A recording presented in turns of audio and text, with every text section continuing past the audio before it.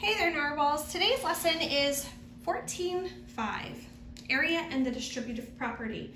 And before we get into area and the distributive property, I want to review what the distributive property is. If you remember back to when we were first doing our multiplication back in topic 4, we learned about the distributive property and how we can break down one number to make it easier to multiply. Now, I'm going to review distributive property before we get into area and how it relates there. You can take notes if you want, but you don't have to. If you want to just pay attention and just use it as a refresher, then that's fine too on this part.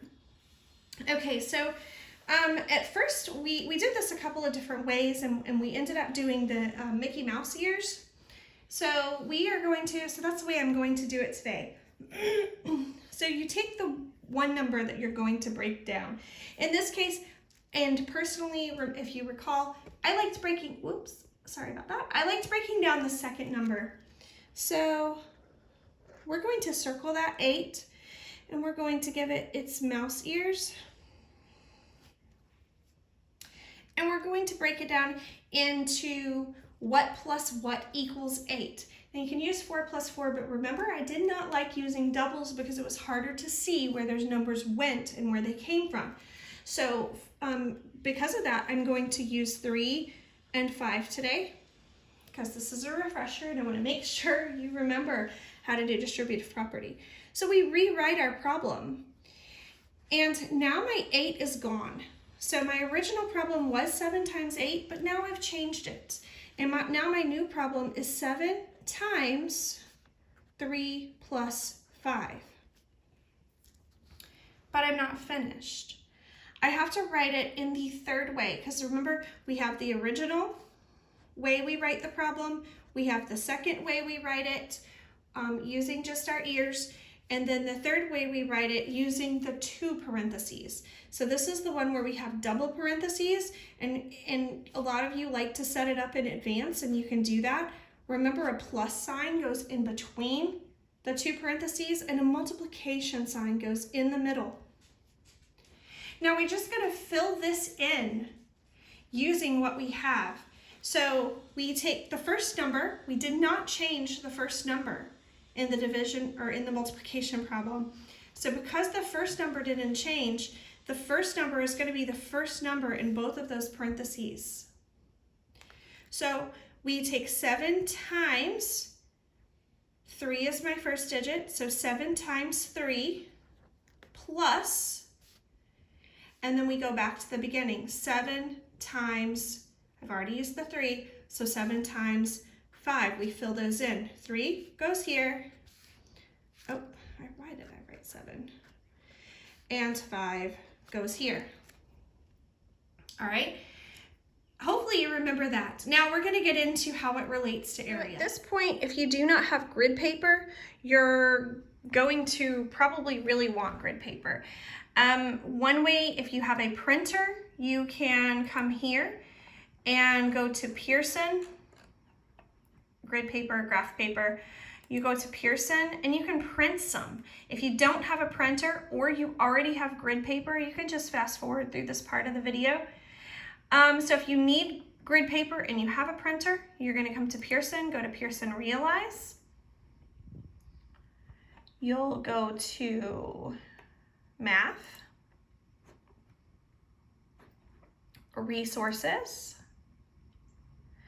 and there's tons of resources here, but you'll want to go to this little search bar here and type in grid. And it will come up centimeter grid paper. And this should pop up. For your centimeter grid paper, you can click here and download. And then it shows up here in a PDF form. And you should be able to print it from here. If you are having trouble, you can always draw out grid paper if you have a ruler, but we're going to use this a lot now for distributive property, so you will need some. All right, so looking at number 1 under 14.5 guided practice, it says copy and complete the equation that represents this picture. So I'm going to use my grid paper to first draw the problem. And so it is a 1, 2, 3, 4, 5, 6 squares down. 2, 3, 4, 5, 6. 1, 2, and 5 across. 1, 2, 3, 4, 5. And then I close up my rectangle. Okay, so bridging what we know about distributive property into area, we take and we look at this array and we know that there are 6 units down. So go ahead and write your 6 representing this side of your array. And we know that there are 5 across. And remember when we did this back in multiplication, write your 5 up high here because we're going to split that 5. We're going to split it just like they split it here in the book. They split it at 2 and 3. So 2, remember this is a plus sign because we add these 2 together to equal our 5. Now our 5 is gone, but we have to write, they want us to write the equations. So before we get rid of our 5, let's go ahead and write our first equation. So remember when we're looking at this like an array, if there's a multiplication sign on this corner. So our first problem was 6 times 5.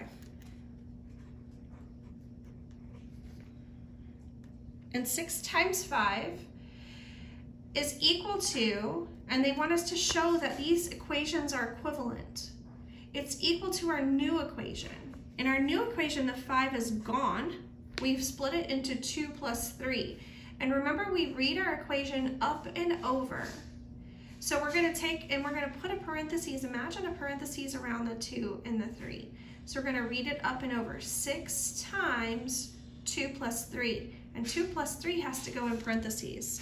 So 6 times 2 plus 3. And if you see in the book, this is what we're doing. So 6 times 5 was our first equation, is equal to 6 times 2 plus, and that missing number is 3.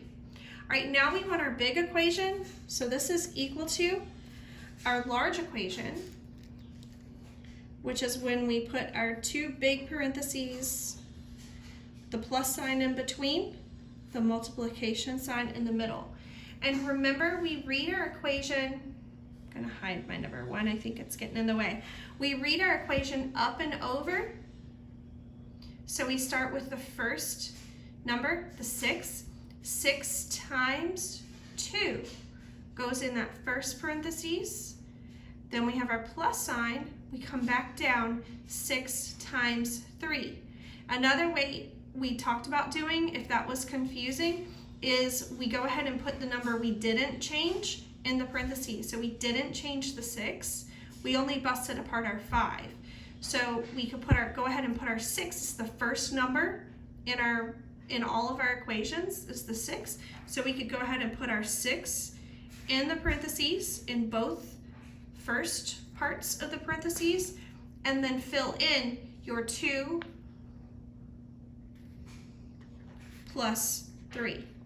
Either way is fine. I like reading it up and over. I think that helps you understand what you're doing. So now you can solve it. Not that you couldn't solve 6 times 5 to start with, but we want to find the area. Now we're finding the area of 2 smaller rectangles. So 6 times 2, the area of this smaller rectangle is 12 square units, and 6 times 3, the area of this smaller rectangle is 18 square units. Then we can add those together, and we know that it is 30 units squared. Okay, but they're really wanting you to show the equations today. And the grid paper helps us to visualize it. That's what they're wanting us to relate it to. So let's look at another one of these, number 4. Number 4 here, we have a rectangle that goes down 5. So 1, 2, 3, 4, 5. And it goes over 7.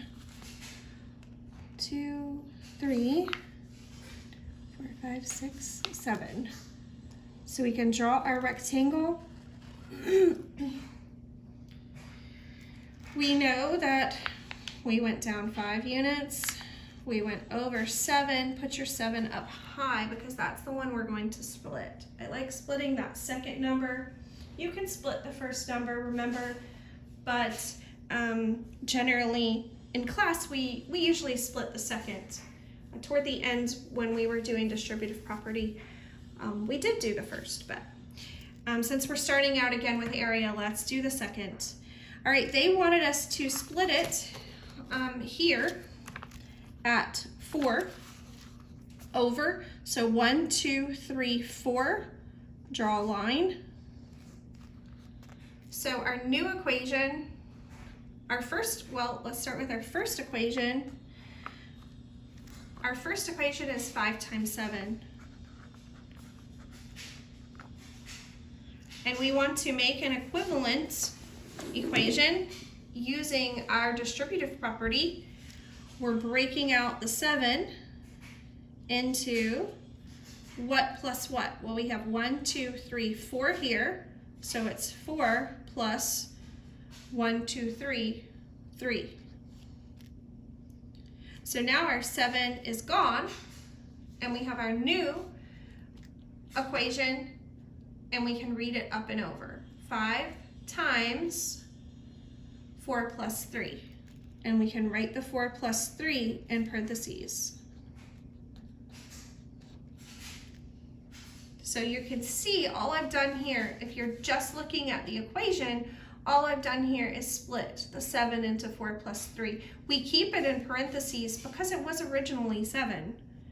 And we could put those back together to construct this equation again. All right, now we're going to make our second, or a third rather, equation. So I'm going to read it up and over this time. Last time we filled it in with the one we didn't break down first, and if you need to do it that way, you can. But this time I'm going to read it up and over. It's the way I liked for you to learn how to do if you don't know already. So we read it up and over. So the first parentheses, we're going to fill it in as we go. The first parentheses is 5 times 4. Then we see that plus sign, so we know that we're starting our second parentheses. We've already used 5 times 4, so my 4 is gone. Now we're looking at 5 times 3 for my second parentheses.